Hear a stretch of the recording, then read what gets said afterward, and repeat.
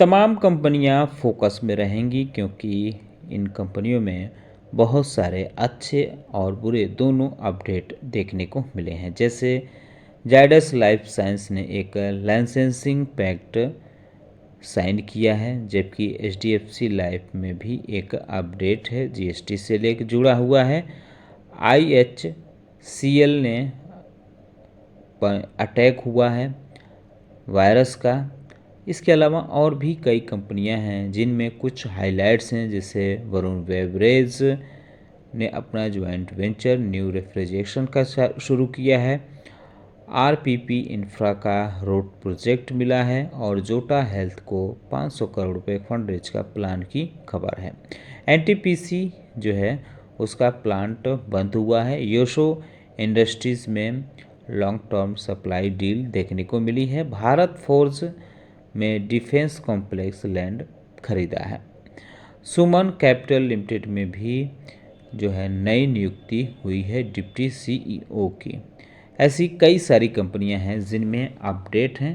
GST का impact क्या कहाँ देखने को मिलेगा उसके बारे में भी कुछ चर्चा करेंगे। कुछ कंपनियों को हमने इस वीडियो में शामिल किया है, जैसे टेक्सटाइल हो गया, और जो फूड डिलीवरी हैं या ऑनलाइन डिलीवरी कंपनियां हैं उन पे क्या होगा। तो ऐसी कंपनियों के बारे में भी हम चर्चा करेंगे जो हमारे बाज़ार में लिस्ट है। नमस्कार दोस्तों, हमारे YouTube चैनल में आपका स्वागत है। इन सारी जो बातें हमने की उस पर डिटेल डिस्कशन शुरू करने से पहले एक बार कहना चाहूँगा कि अगर आपने हमारे चैनल को सब्सक्राइब नहीं किया है तो कृपया सब्सक्राइब कर लें और बेल आइकन भी दबा लें। अब चलिए हम शुरू करते हैं आगे की बात। तो आगे की बात जो है, पहले हम शुरुआत करेंगे जीएसटी से रिलेटेड। तो जो ऑनलाइन फूड डिलीवरी कंपनियां हैं, जैसे जोमेटो है, इटर्नल जो जिसका नाम अब हो गया है, और स्विगी हो गया है, स्विगी है, ये दोनों कंपनियां मार्केट में हमारे रजिस्टर्ड हैं। यानी जो मार्केट है, भारतीय मार्केट है, उनमें ये लिस्टेड है। तो इस पे ही पहले हम चर्चा करते हैं। जो जीएसटी की काउंसिल की मीटिंग हुई है उसमें कई सारी चीज़ें बदलाव हुए हैं, लेकिन जो ऑनलाइन डिलीवरी है उसके डिलीवरी चार्ज में भी जो है 18% जीएसटी लगाने की बात कही गई है। पहले ऐसा कुछ नहीं था, कोई चार्ज नहीं लगाया जा रहा था। तो इसका इम्पैक्ट जो है इन कंपनियों पर देखने को मिल सकता है। तो इस वजह से आप चाहें तो इन पे नज़र रख सकते हैं। दरअसल अगर हम कुछ एक्सपर्ट की व्यू के बारे में बात करें तो कुछ रिपोर्ट्स के हवाले से कहा जा रहा है कि जो जोमेटो है वो अपनी डिलीवरी चार्जेस जो है 11 रुपये से लेके 12 रुपये रखता है। अब 11 और 12 में 2 रुपये प्लस हो जाएगा 18% जीएसटी। वहीं स्विगी की अगर हम बात करें तो स्विगी भी 14.5 रुपये के आसपास डिलीवरी चार्ज रखता है। अब इसमें 2 रुपये 60 पैसे के आसपास इसमें जीएसटी भी जुड़ जाएगा। तो जाहिर सी बात है जो कस्टमर हैं उन पे थोड़ा बोझ बढ़ने वाला है इस मामले में। तो इसका इम्पैक्ट इन कंपनियों के परफॉर्मेंस पे भी देखने को मिल सकता है। और फिलहाल कुछ दिनों तक जो जीएसटी काउंसिल की मीटिंग है उसका जो आउटपुट आया है उसके आधार पर इन कंपनियों को पर भी बाज़ार में असर दिख सकता है। कुछ दिनों तक तो दिखेगा ही, आगे भविष्य जाने। तो इस पे आप चाहें तो नज़र रख सकते हैं। इसके अलावा स्विगी में एक अलग अपडेट ये है कि गिफ्टेबल सर्विस इसने शुरू किया है, ताकि त्योहारों के सीज़न में अगर कोई कहीं गिफ्ट भेजना चाहता है तो वो भेज सकता है। और ये जो है बेंगलुरु समेत कई शहरों में शुरू किया गया है और इसमें 10,000 से अधिक गिफ्ट के ऑप्शन रखे गए हैं। जैसे कि आप किसी को केक भेजना चाहते हैं, फ्लावर भेजना चाहते हैं, चॉकलेट या परफ्यूम, इलेक्ट्रॉनिक्स, ज्वेलरी या कोई खिलौना ही भेजना चाहते हैं, तो वो जो है फास्ट डिलीवरी कंपनियां जो हैं, इसकी जो फास्ट डिलीवरी सर्विस है कुछ मिनटों में, उसके तहत ये उपलब्ध हो जाएगा। तो ये अपने बिजनेस को बढ़ाने के लिए स्विगी ने ये बड़ा कदम उठाया है। तो इसका भी कहीं ना कहीं इम्पैक्ट देखने को मिल सकता है।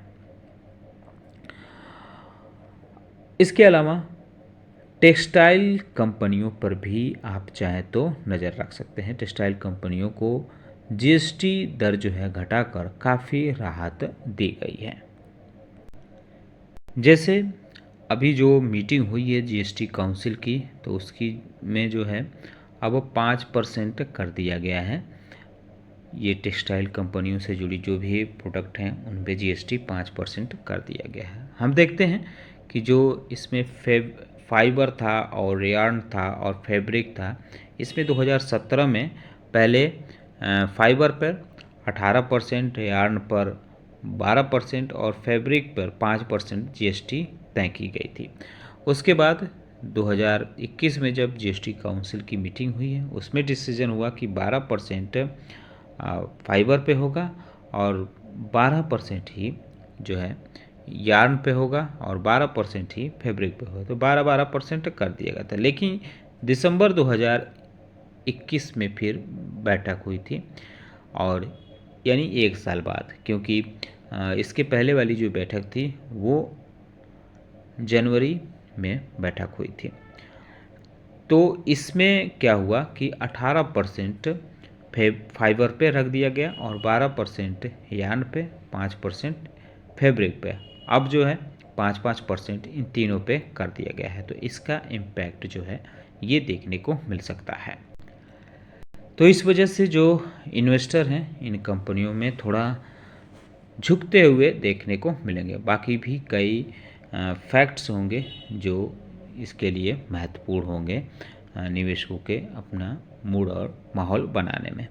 बहरहाल आप चाहें तो KPR mills limited, Alok industries limited, Vardhman textile, Garware technology और Ganesha ecosphere, Welspun living, Siyaram skills, Trident, Arvind limited और रेमंड लिमिटेड पे भी नज़र रख सकते हैं। अब बात करते हैं कुछ अन्य कंपनियों के बारे में जिनमें अपडेट आई है। जैसे बायोकॉन लिमिटेड के बारे में बात करते हैं, तो इसमें अपडेट ये है कि यूएस एफडीए ने कंपनी में पूरी तरह से कंप्लीट कर लिया है। उसका जो रूटीन था CGMP इंस्पेक्शन था, तो इसमें ये पूरा हो गया है। और ये इन्फेक्शन बेंगलुरु में इसकी जो फैसिलिटी देखने को मिलती है उसमें हुआ है। 5 दिनों तक ऑब्जर्वेशन, 5 ऑब्जर्वेशन और फॉर्म 483 जारी किया गया है। तो ये महत्वपूर्ण अपडेट इसमें रहा है। जायडस लाइफ साइंस में भी अपडेट देखने को मिल रहा है। इसने एक साइन किया है एक्सक्लूसिव लाइसेंसिंग और सप्लाई पैक्ट को। नीदरलैंड्स बेस्ड की कंपनी है सिंथॉन बीवी, इसके साथ इसने ये करार किया है मार्केट जेनरिक ओजानी मोड कैप्सूल के लिए जो अमेरिका में होगा। तो ये महत्वपूर्ण अपडेट इसमें है।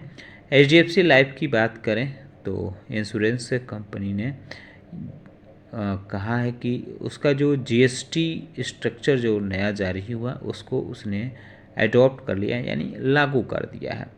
तो ये महत्वपूर्ण कंपनी में ये है।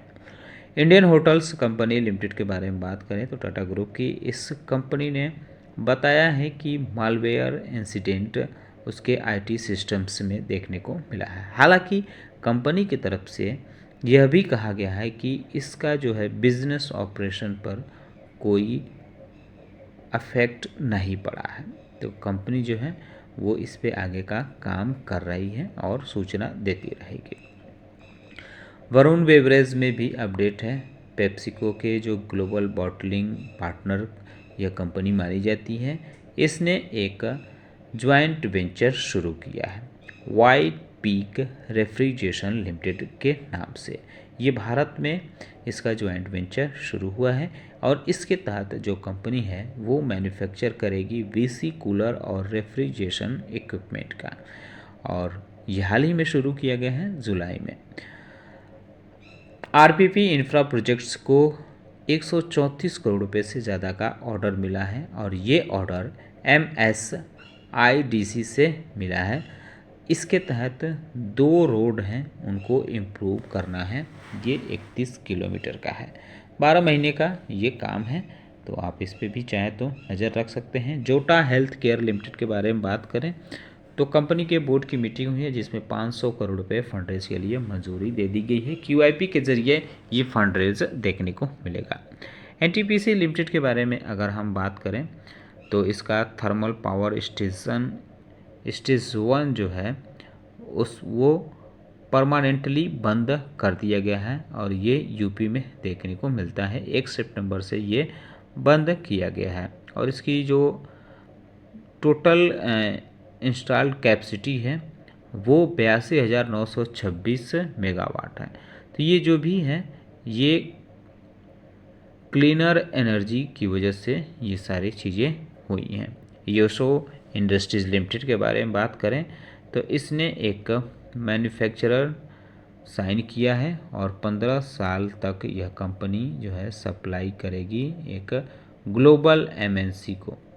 ये लुब्रिकेंट एडिटिव्स जो है सप्लाई करेगी। 150 करोड़ रुपए एनुअल रेवेन्यू की बात कही जा रही है। भारत फोर्ज लिमिटेड में अपडेट यह है कि कंपनी की एक सब्सिडरी देखने को मिलती है एजेंस यात्रा और इंजीनियरिंग्स, जिसने 949 एकड़ से ज़्यादा ज़मीन एक्वायर किया है और ये आंध्र प्रदेश के अनंतपुर में है और इसमें जो है एक defence energetics complex housing facility develop की जाएगी। तो ये महत्वपूर्ण अपडेट इसमें है। जबकि हम समन कैपिटल लिमिटेड के बारे में बात करें तो इसमें हिमांशु मोदी को डिप्टी सीईओ अपॉइंट किया गया है और ये जो मोदी हैं ये 26 साल तक कॉरपोरेट फाइनेंस में काम कर चुके हैं अलग अलग कंपनियों में। Barclays, SL group, Bennett Coleman और सुजलॉन जैसी कंपनियों में ये काम कर चुके हैं। एक अपडेट ओला इलेक्ट्रॉनिक्स लिमिटेड में भी देखने को मिल रहा है।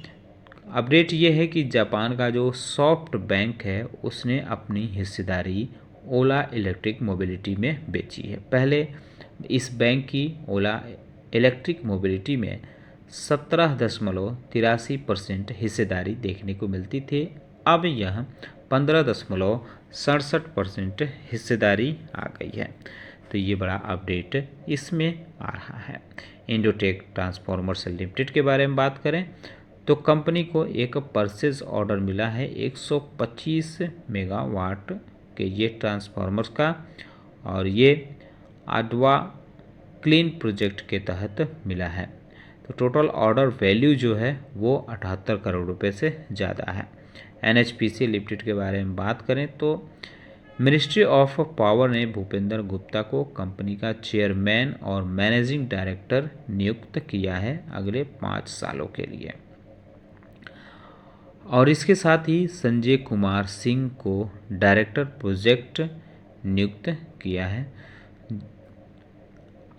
सोलरम ग्रीन एनर्जी लिमिटेड के बारे में बात करें तो कंपनी को ऑर्डर मिला है एनटीपीसी विद्युत की तरफ से। ये जो कंपनी को ऑर्डर मिला है ये टोटल 8 करोड़ रुपए और 22 लाख रुपए का है और ये ऑर्डर महत्वपूर्ण इसमें है। Malpani pipes and fitting limited के बारे में बात करें तो इसमें भी एक अपडेट देखने को मिल रहा है कि कंपनी ने एक एग्रीमेंट साइन किया है योंगचेंग इम्पैक्ट लिमिटेड है ये कंपनी है। इसके तहत कंपनी जो है अपनी कोर प्रोडक्ट्स जो कि बीएसटी ब्रांड कहा जाता है और ये इंडिया के लिए ये एग्रीमेंट डिस्ट्रीब्यूटरशिप के लिए एग्रीमेंट हुआ है। जगसोनपाल फार्मास्यूटिकल्स लिमिटेड के बारे में बात करें तो कंपनी के बोर्ड ने अमृत मेधाकर को चीफ ऑपरेटिंग ऑफिसर यानी COO अपॉइंट किया है। तो ये महत्वपूर्ण अपडेट इसमें है। इसके अलावा आप चाहें तो ASM, ESM और सर्किट लिमिट पे अपडेट पे भी नज़र डाल सकते हैं। इस पर हमने एक अलग सी वीडियो बनाया है। ASM लिस्ट में टोटल 22 कंपनियों को डाला गया है और 7 कंपनियों को राहत दी गई है। ESM फ्रेमवर्क में टोटल 8 कंपनियों पर कार्रवाई हुई है जबकि BSE की तरफ से 14 कंपनियों को सर्किट लिमिट में डाला गया है और इन कंपनियों की सर्किट लिमिट चेंज की गई है। तो ये जो कंपनियां जिन पे कार्रवाई हुई हैं उनमें SPEL सेमीकंडक्टर है, एओन डिजिटल लिमिटेड है, HLE ग्लासकोट और अग्नि ग्रीन पावर जैसी कई कंपनियां शामिल हैं। तो आप इन पे भी नज़र रख सकते हैं। उम्मीद करता हूं कि आपको हमारा वीडियो पसंद आया होगा। कैसा लगा बताना ना भूलें, साथ ही साथ हमारे चैनल को सब्सक्राइब कर लें, बेल आइकन दबा लें। वीडियो देखने के लिए बहुत बहुत धन्यवाद।